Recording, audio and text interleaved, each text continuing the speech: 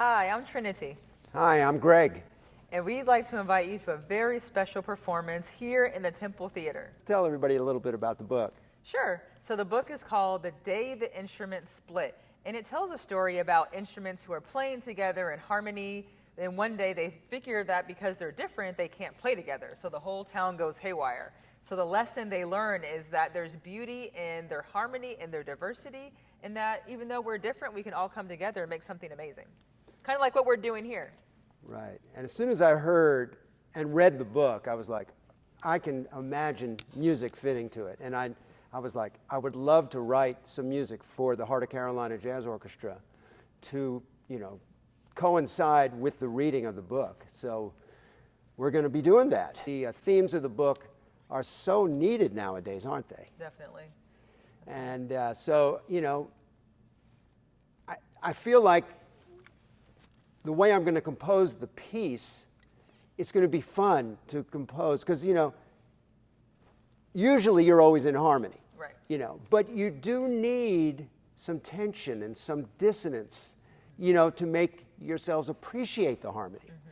So it really, you've written something that just hits me right in the heart. It's like, I just can't wait to put it all together. It's going to be exciting because I've never really had like original music to kind of coincide with the reading, so I'm like super excited to see how all that's going to come together, like here in the Temple Theater, on stage. It's just going to be a grand performance. It's a unique show. Right. I mean, how many times do we, get together with an author of a book and say, we're going to do both. You're going to read the book, and the music that I write is going to, sometimes it's going to be like a score, for a movie soundtrack, and other times maybe it'll just focus on the music. And you're going to have a slide presentation of the book? That's right. Also? That way everyone can see it. Jazz is so spontaneous because I know when I read the book, I kind of act as almost like I'm reading it for the first time. So as the audience is reacting, I'm reacting. And so it'd be cool to see, the musicians reacting. I'm reacting to them and them to me and to the audience. I think it's just going to be a very different and lively performance. Another thing about the students seeing our project, one, maybe they're going to want to be a writer. Right. Like you. Right. Maybe they're going to want to become a musician. Right. And they're going to see how many instruments they're going to see. Well, they're going to see all the saxophones and Right. clarinets. Yeah. They're going to see trumpets, trombones, piano, bass, drums. That's awesome. They're going to see the whole thing.